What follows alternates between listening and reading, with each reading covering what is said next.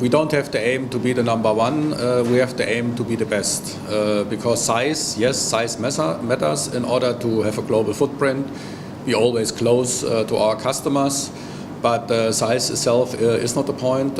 We want to be in the eye of a customer, those company in the aftermarket offering the best service and products. If this comes together with other position, we take it, but this is not our aim.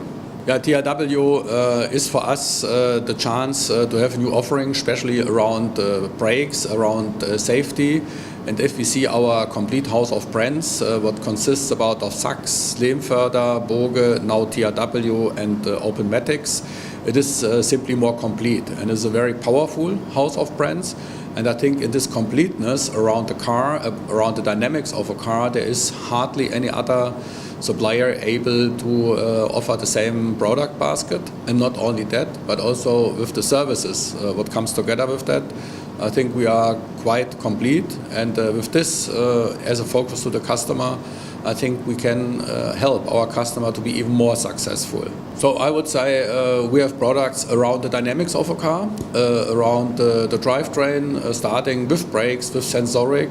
We take care with sensoric that the car can see, think and act in the environment of the mobility. With clutch, we make sure that there is always a well-connected drivetrain. And with Lehmförder, we make sure that the dynamics of the car is also working. But not only that, because of that, we have the brand Sachs for clutch, we have Lehmförder steering suspension, TRW consists of brakes, shock absorbers, steering and suspension, and Boge, of course, of accessories and also for shocks. But with the additional brand Automechanika, we also deal with data, mainly today with bus and truck, but in the future also with other equipment coming to Pescar. So with that we are able to offer, for instance, fleet operators to have a seamless and always connected access to their cars. And for instance, if you have a logistics operation, you have always the chance to take an influence on where your vehicle is and whether they might have another pick point to go to, and all this in a seamless way. And for that stands our Automechanika. So first of all, for all our products what we have that OE DNA. So we always have products which are either directly coming out of production lines where OE products are produced, or they are, let's say, specified to OE. And we have a situation that we have our own aftermarket production plants, but on the other side we also have products coming out of our OE.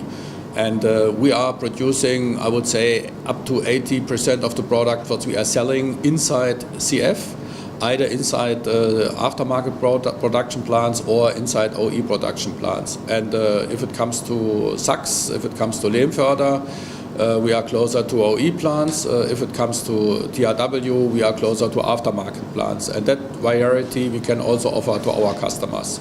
As we all know, with eCall, starting at the year 2017, every new car will have eCall on board, what means that new car have telematics capabilities.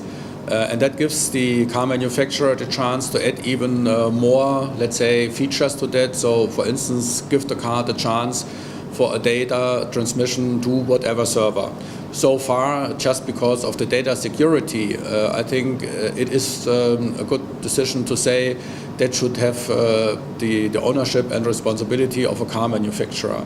On the other side, if it comes to the data itself, it is important that that data, what is coming out of a car and afterwards might be a reason for a decision where maintenance is done, this data need to be with a free, restrictive-free access to everyone in the market, especially also to the independent aftermarket suppliers, so that afterwards, if the decision is taken, that is without any restriction. And in order to secure the competitors as an access and to secure also, let's say, a good competitive surrounding for the car owners, but also for the drivers. Because with this we can secure an affordable mobility to our customers, but to also their customers. I think easy is nothing in life, that is clear, but we have to work with the vehicle manufacturer. We work also with authorities in Brussels and with Berlin to secure that access to the data.